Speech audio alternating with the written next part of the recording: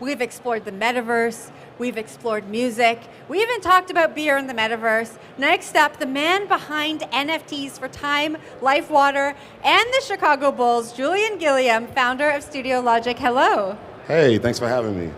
Thanks for being here. A lot of big names there. So I just have to get your opinion. What area of the entertainment industry is going to be the catalyst for bringing that mainstream adoption to this space? I think the more so the catalyst is when people are utilizing the technology without realizing that they're using the technology.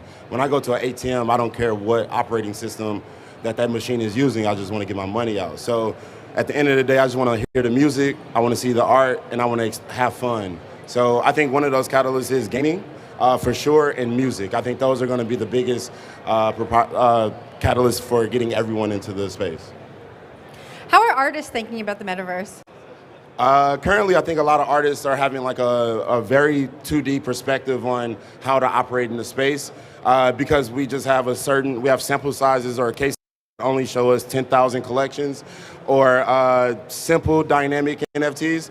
But I think when the way we should really look at it is educating artists on how to really understand the underlying of what the blockchain offers, and that's really dissecting how you can hack the smart contracts and utilize APIs to create immersive experiences on chain, just create ecosystems just with cause and effect.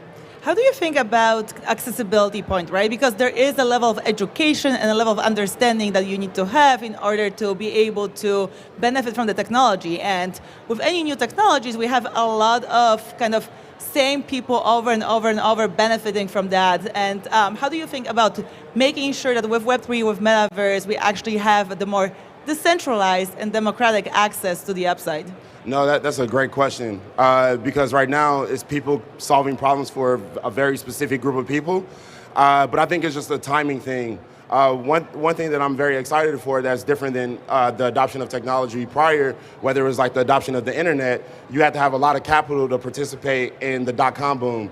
But in this one, it's more so you need a smartphone and you can get access, use GitHub, you can do YouTube videos. Right now, it's creating access points for people so they can enter. For example, Top Shot was a low-hanging carrot for a lot of people who loved basketball or sports, and then that was their way of entering the space. It's really just a timing thing, and nothing can happen overnight in this space, but it is way more democratic than it's ever been in regards to education. I love that you bring up this democratic piece, right? And I have to let everyone know, you're a former creative director at Google. Yeah, what do you think about Google getting into Web3? A very centralized company, a big player in Web2, a company that kind of amplified a lot of these problems we're trying to solve. Yeah, no, I think they had already kind of started getting in when they worked with, I believe it was Dapper Labs with when CryptoPunks started emerging. I think just having that infrastructure and that reliability is important because, I mean, we all depend on Google or Microsoft to some type of degree. So depending on something like Google in regards to just, I know it's always going to be on and I don't have to worry about things falling out in regards to like some of the other layer 1 protocols that we've experienced when you have downtimes. I think it's just more so dependability that offers. Because the thing about Web3 is no one is going to actually just operate in Web3 100%. It's going to be teetering between a Web2 ecosystem and a Web3. They have to work with each other. You've worked on a lot of big NFT projects. You don't have to say one of your own here, but what project do you think really did it? Do you think really has stood out amongst the crowd? In October of 2021, I released a project called The Plug.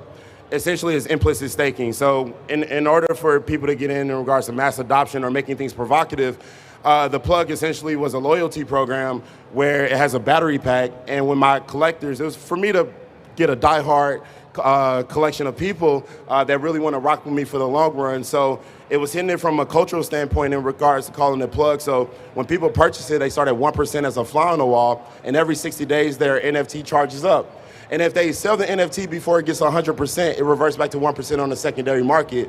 And if they hold it to 100%, it evolves to its third and final stage. And the reason why that's important is because just through that project, I was able to educate my community on the underlying benefits of the technology, because you can scale it for a musician, you can scale it for a coffee shop. So it's essentially a loyalty program, and it set a standard in regards to how we look at the blockchain.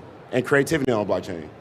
There's a lot of companies that are trying to serve the artists, right? Whether it's tooling or marketplaces. What do you think is the biggest misconception or like just lack of understanding that Web3 builders and founders have in their approach to art and the artists? I just think the lack of using our noggin. Like I said, you write a paragraph of some lore, and then you say they came from Mars and they landed on planet Earth and they're running amok and collect all 10,000 before it's too late. But after that, it's like, what else, right?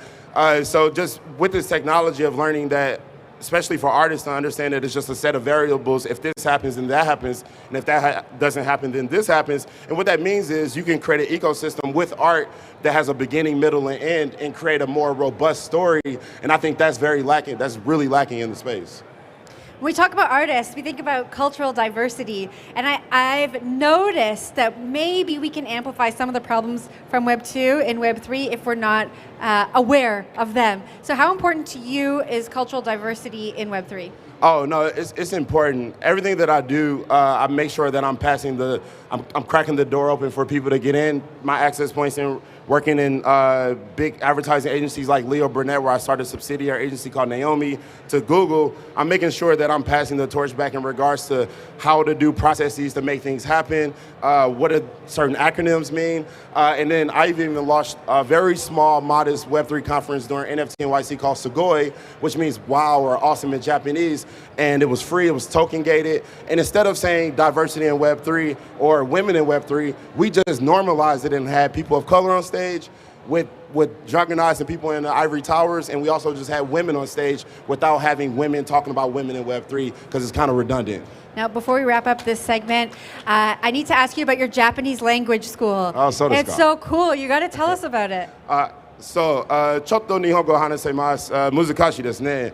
Yeah, so just again creating those spaces for people. With crypto, I was able to fund a nonprofit organization called Chiba Center, and we've been teaching Black and brown people globally Japanese. And again, that's just broadening their horizons and being able to benefit in spaces that otherwise were really created for us. Julian, thank you so much for joining Thank us. you. You're doing so much good in this space. That was Julian Gilliam, founder of Studio Logic.